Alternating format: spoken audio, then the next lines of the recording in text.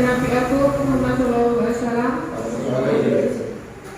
yang mana pada hari akhir nanti yang kita tunggu untuk mendapatkan syafaat dari di sini. Perkenalan ya, nama saya Aulia, saya penyuluh dari Dinas Perikanan Kabupaten Kediri yang bertugas mendampingi wilayah Kecamatan Kunjang ini. Sebenarnya ada 3, Pak. Saya di sini ada Kecamatan Kunjang, Kecamatan Purwasri, sama Kecamatan Kayan Kidul. Nah, di kesempatan ini saya diajak kemarin untuk memberikan sedikit sharing. Sebenarnya bukan terlalu ke materi ya Pak, kita sharing aja santai untuk masalah perikanan. Jadi di sini konsumsi ikan gitu ya, itu sebenarnya setiap tahun di Indonesia itu bertambah. Jadi untuk pemasarannya, untuk kebutuhan ikannya itu sangat dibutuhkan di sini. Jadi mungkin ini saya untuk adik-adik remaja ini masih sekolah semua, geng. Rata-rata kelas berapa? SMP kelas 1 ya? Iya. Ada yang kuliah juga? Sudah lulus kuliah sudah ada. Oh, sudah lulus juga ada. Oh, sudah lulus kuliah udah ada kegiatan apa belum ini? Alhamdulillah sudah. Alhamdulillah. Oke. Jadi untuk remaja masjid yang ada di Masjid Al-Furqan ini ya, kita sama-sama belajar. Jadi untuk menambah wawasan, untuk menambah pengalaman. Di sini kan perikanannya kayaknya memang belum begitu banyak Pak di Kunjang ini. Jadi sehingga saya juga mengajak untuk teman-teman semua untuk berbudidaya. Jadi untuk perikanan itu ada budidaya, ada pengolahan juga Pak. Ini kan. Jadi nanti kalau dari Dinas Perikanan kita bisa memfasilitasi, bisa mendampingi. Ada bagiannya masing-masing. Ada bagian budidaya dan ada bagian untuk pengolahan. Budidaya itu nanti ada juga bagian labnya juga ada sendiri, untuk menghandle masalah penyakitnya juga ada sendiri. Terus untuk nanti kalau memang dibutuhkan kayak pelatihan budaya, kita juga siap mendampingi. Seperti itu. Jadi untuk setelah budidaya terus ada panennya juga, kita juga siap mendampingi Pak. Ada pelatihan untuk pengolahan ikan juga, ada pemasarannya juga gitu. Jadi mulai dari awal dari pembukaan nanti juga ada ilmunya sendiri. Nanti untuk budidaya ada ilmunya sendiri. Dan nanti saat budidaya kalaupun ada masalah nanti bisa konfirmasi ke Dinas Perikanan melalui saya. Jadi kalau memang ada penyakit atau ada masalah nanti bisa dikonsultasikan ke Dinas Perikanan. Ataupun dari kualitas airnya nanti ada juga Pak, pengujiannya gratis, nanti nggak dipungut biaya untuk kualitas airnya. Untuk pelatihan juga butuh, kalau memang ada yang dibutuhkan pelatihan budaya ikan atau mungkin pelatihan pengolahan ikan nanti bisa diajukan, nanti saya ajukan ke dinas untuk mengadakan pelatihan di sini seperti itu ya. Jadi apa sih manfaatnya untuk budidaya ikan, untuk pengolahan ikan? Itu sebenarnya manfaatnya ya sangat banyak gitu. Jadi yang pertama ya untuk penambahan penghasilan, bisa untuk membantu orang tua kan gitu. Terus yang kedua bisa menambah pasar yang ada di luar. Jadi sebenarnya di luar itu juga ikan konsumsi itu kebutuhannya banyak, tapi untuk pemenuhannya itu masih kurang Pak. Jadi mungkin dari adik-adik semua bisa untuk berkarya, untuk membudidayakan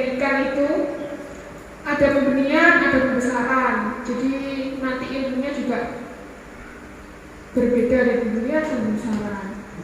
Itu kalau memang nanti setelah budidaya dibesarkan untuk pengen diolah sendiri, nanti ya nggak apa-apa, nanti bisa konsultasi ke saya, nanti bisa mengajukan pelatihan untuk mengolah ikannya itu seperti apa, caranya seperti apa, dan nanti mungkin untuk pemasarannya juga bisa dibantu dari dinas perikanan. Pemasaran. Oke, jadi di dinas perikanan itu ada seperti apa Pak ya, geria lampu gitu Pak. Jadi di situ ada semacam kayak ya hampir toko gitu Pak ya. Jadi setiap pembeli nanti bisa langsung ke sana, dipasarkan lewat dari Instagram ataupun dari teman-teman instansi-instansi itu bisa gitu. Kira-kira ada minat apa enggak yang dari semua? Pertanyaan aja dulu. Oke. Kira-kira ditanyakan mungkin? Oke. Kalau dinas perikanan itu apa hanya ikan konsumsi saja? Oh tidak. Ya, ikan hias atau Iya ikan ada. Jadi kalau di Indonesia itu kan ada budidaya air tawar, budidaya air laut, dan budidaya air payau ya. Ada 3 jenis. Cuman kalau di Kediri ini kita itu hanya ada budidaya air tawar. Nah budidaya air tawar itu bisa meliputi ikan konsumsi dan ikan hias. Seperti itu. Jadi ya kalau ikan konsumsi kan banyak, mulai dari lele, gurame, patin, nila, dan banyak ya banyak. Terus kalau untuk ikan hias juga banyak, ada ikan koi. Yang sekarang lagi ngehits itu ikan gupi itu Pak, gupi, ikan beta, atau mungkin menyebutnya cupang gitu kan. Itu yang lagi ngehits itu. Jadi kalau memang mungkin ada niat untuk mau pengen budidaya ikan hias itu juga bisa nanti kita share untuk ilmunya itu. Kalau ingin ada pelatihan juga apa nanti sampaikan saja, nanti dari dinas mungkin ada pelatihan di sini atau di mana seperti itu. Mungkin ada yang lain yang ditanyakan?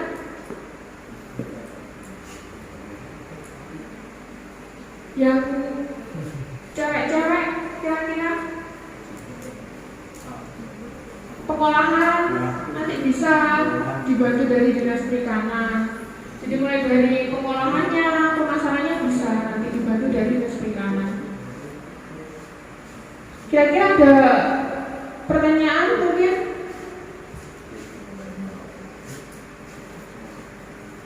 Ayo monggo ya Pak tanya. Oke, monggo.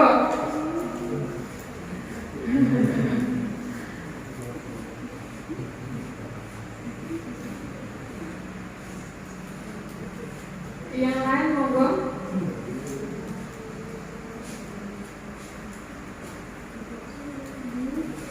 Oh ya Mbak, untuk tanya nih, prosentase antara pembibitan, kemudian kan ada pembibitan ya, ada pembesaran istilahnya, kemudian ada pengolahan. Saya anggap ada pembibitan, ada pembesaran, itu menjadi satu rumpun, anggap saja satu rumpun ya, dibanding dengan yang pengolahan. Kalau pengolahan itu kan yang menurut saya berarti mau dari mentah ya, dari mentah masih hidup itu kemudian diolah menjadi produk menu makanan apa-apa lah gitu ya. Nah itu kalau di sekitar Kediri atau Jawa Timur persentasenya berapa banding berapa, dan kebutuhannya di masyarakat, di market pasar seperti apa? Kalau untuk jadi ini ada 2 bidang Pak ya. Ya, ayo perhatikan ya. Budidaya dan bidang pengolahan. Pengolahan tadi kan meliputi pengolahan dan pemasaran. Kalau budidaya kan meliputi bidang dan pemasaran. Kalau di Kediri mayoritas itu di pembudidayanya Pak. Banyak pembudidayanya, jadi pembibitan dan pemasaran itu yang paling banyak di Kediri. Untuk pengolahannya masih minim sekali di sini. Tapi padahal penggunaan pasar juga ya minatnya lumayan banyak gitu. Kemarin untuk di dinas perikanan sendiri untuk pengolahannya itu banyak yang datang juga ke perikanan untuk produk-produknya itu banyak yang diminati juga. Untuk yang pengolahan banyak yang pindah ke pembudidayaan. Enggak, maksudnya peminatnya itu memang banyak yang konsumsi ikan gitu maksudnya. Persoalannya kira-kira apa?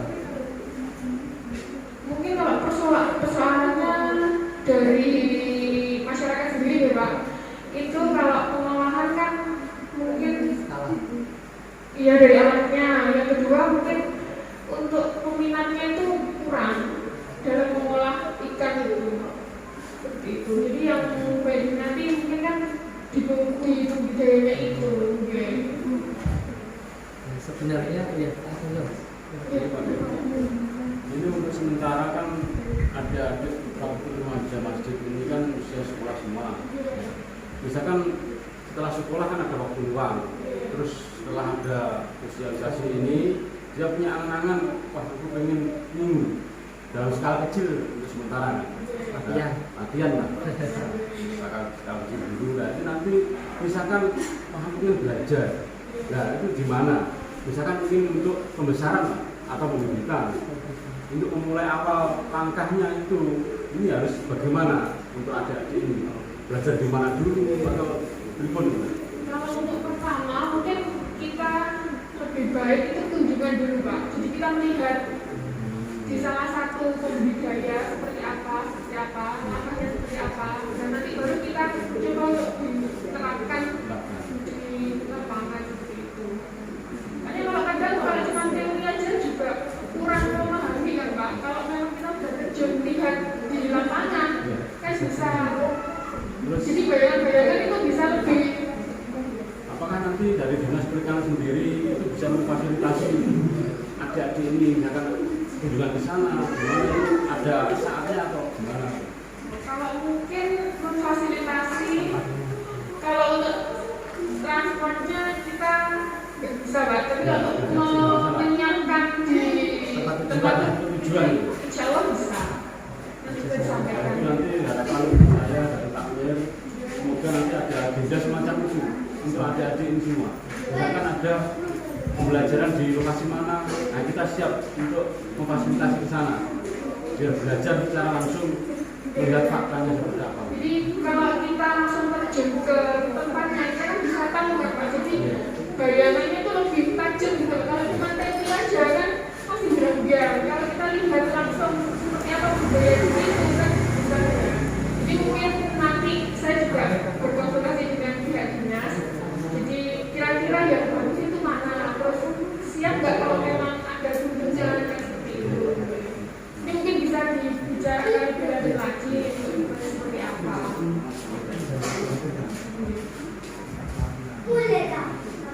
Mungkin ada yang tanya lagi dari adik-adik.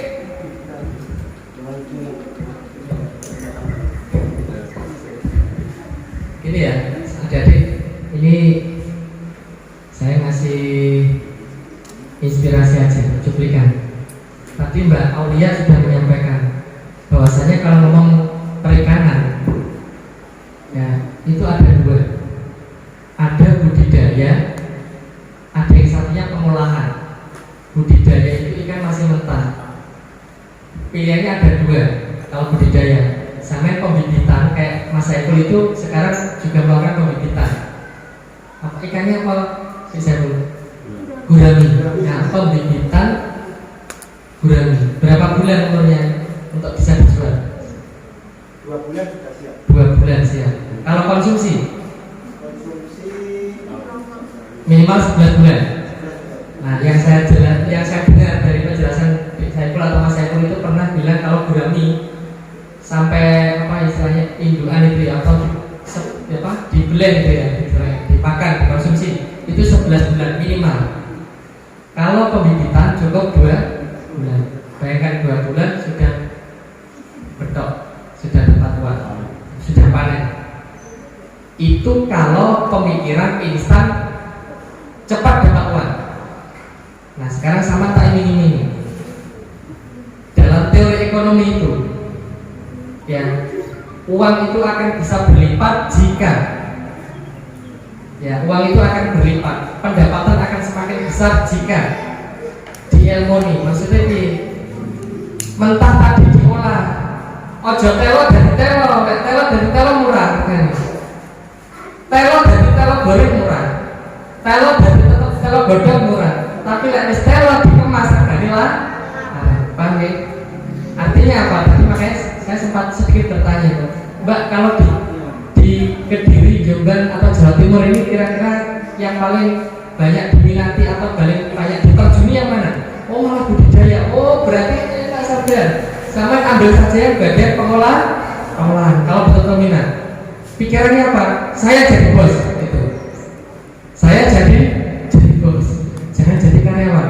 Untuk sementara jadi karyawan, tenaganya, pikirannya dari diri sendiri. Lama kelamaan nanti 1 tahun saya harus punya karyawan berapa? 2.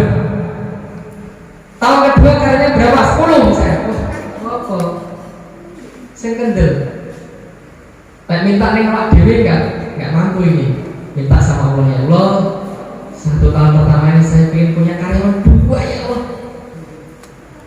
Bos ya, bos itu pak karyawan tok. Hati loh ya. Misalnya kalau tak keren gitu lah udah. Ya. Tahun kedua ya Allah 10 ya Allah.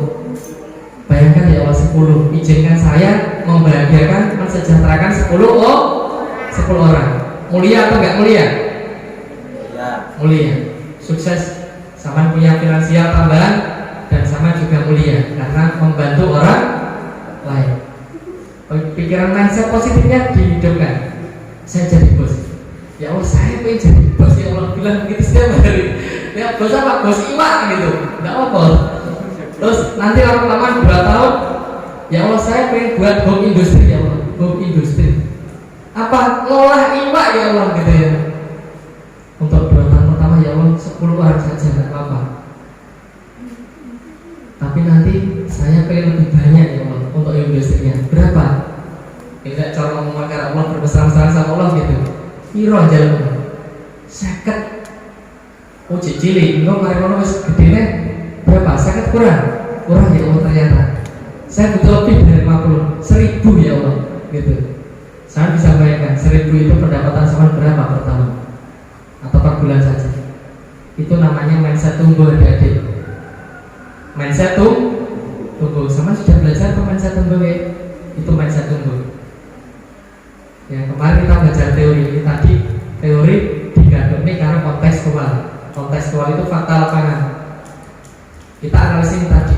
Itu analisis akal ya, analisis akal. Bagaimana supaya tidak analisis akal? Gantungkan sama Allah. Gantungkan sama Allah. Lek sampean mikir ngerekod beliau ini iki mak tenaga fisiknya dhewe, sampean juga wale sampean. Tapi kalau kita minta tolong sama Allah, insya Allah semuanya mudah. Allah Maha Kaya. Allah Maha Kaya. Dan Allah Maha memampukan. Ngerti? Uang supaya berlipat harus diilmoni. Bagaimana? Ya diolah. Ojo telo tetap telo. Telo harus dirubah, dikemas. Rasanya kalau perlu dikasih apa ini? Flavor atau rasa, kasih rasa-rasa begitu kan? Saya kira supaya rasa. Nah, misalnya komio pesaing kita, loh pesaing kita ini tahu kayak rasa-rasa gak sehat. Aku gawe rasa-rasa tapi sehat. Tahu sehat tetap sehat. Akhirnya pesaingnya sama kalah. Tapi caranya kerjasama. Misalnya nanti dinas perikanan tidak mampu menjembatani itu kerjasama sama kampus, kerjasama sama kampus. Iya, caranya nggak beda loh. Enak, tapi tetap sehat. Iya, mana? Tak kemas, tetap kemas. Iya, aku menurut aku kurung kok ono ya. Kemas, awet, tapi sehat. Iya caranya deh. Sekarang sudah ada ya. Sama harus tahu. Jadi mindsetnya dikembangkan. Serawunge, silaturahminya ditambah ojo nek ojo ojo niku jantol ya. Melek. Literasinya dibuka. Melek wawasan. Sahabat Nabi yang punya sumur itu sama Mas sumur Usman ya. Usman itu sahabat Nabi sudah nggak ada gitu. Tapi jariahnya, legasinya, peninggalannya masih ada, bahkan masih menghidupi masyarakat. Kita pengen nggak kayak gitu? Siapa bilang orang Islam itu nggak layak kaya? Justru harus untuk kekuatan apa ini jihad Islam, untuk untuk apa? Kemaslahatan umat. Kita nggak bisa menjadikan orang lain bermasyarakat hidupnya enak kalau kita sendiri susah.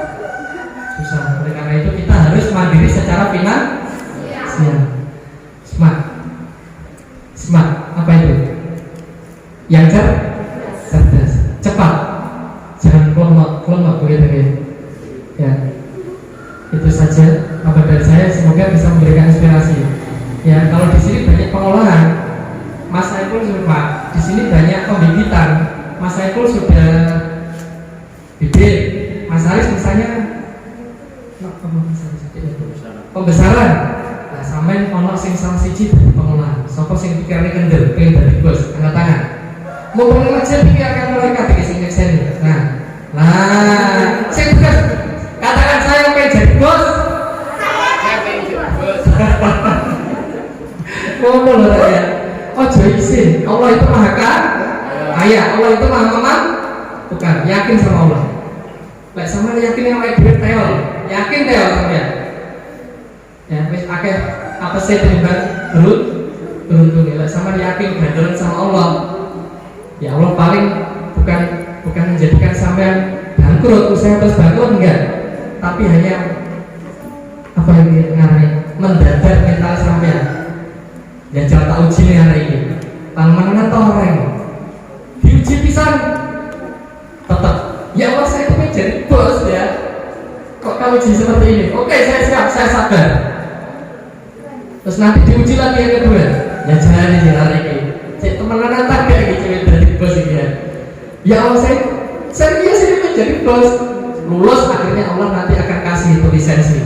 Oke, saya izinkan kamu jadi bos. Niatmu tulus. Saya suka, saya izinkan kamu jadi bos. Pengen jadi bos ya?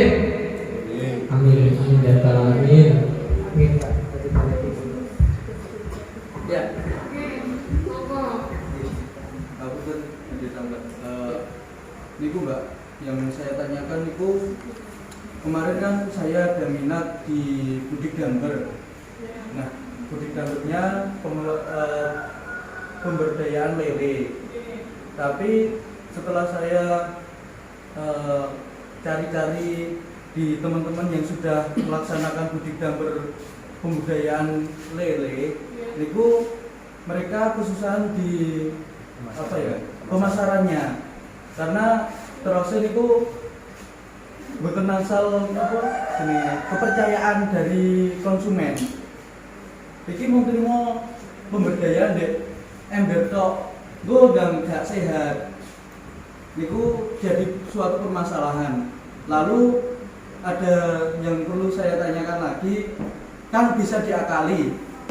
Kalau dijual dengan lele saja kan nggak bisa, karena tidak ada kepercayaan dengan lelenya nggak sehat. Nah, ini kan bisa diakali dengan diolah.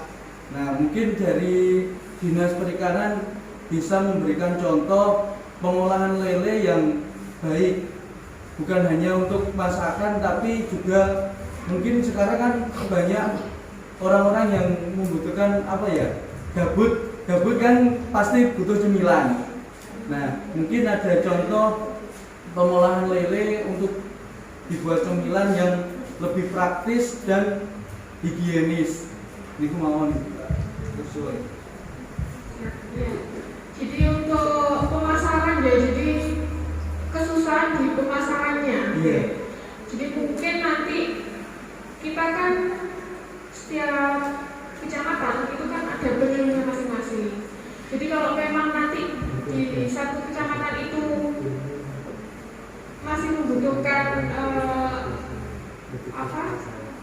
pemukul ya, yang ngambil hasil budaya itu ya, nanti kita bisa, saya sebagai koordinator, saya sebagai penyuluh yang mendampingi itu, yang nanti bisa saya tanyakan ke teman-teman kita yang lain. Jadi ini bisa dijual kemana? Gitu. Nanti kan untuk penjualnya kan juga nggak cuma satu kan pasti banyak. Gitu. Jadi mungkin nanti saya carikan informasi dari teman-teman yang lain. Kira-kira mana yang bisa mengambil ikan yang budidaya itu, atau mungkin kalau memang ingin dijadikan olahan untuk cemilan banyak sih. Jadi ada nugget, bisa kemarin ada sate lele juga ada. Jadi banyak banget olahan yang bisa diolah dari ikan lele. Atau mungkin kemarin ada juga itu dari kita yang suka sama drakor itu kan ada kayak saus manis ditaruh di bowl gitu. Itu juga banyak peminatnya seperti itu. Hanya nanti kalau memang ada kalau memang membutuhkan kayak resep-resep atau mungkin olahan-olahan apa ya yang ada di sini di Dinas Perikanan, nanti bisa saya bantu share untuk resep-resepnya seperti itu. Ya, yang lain. Yang lain?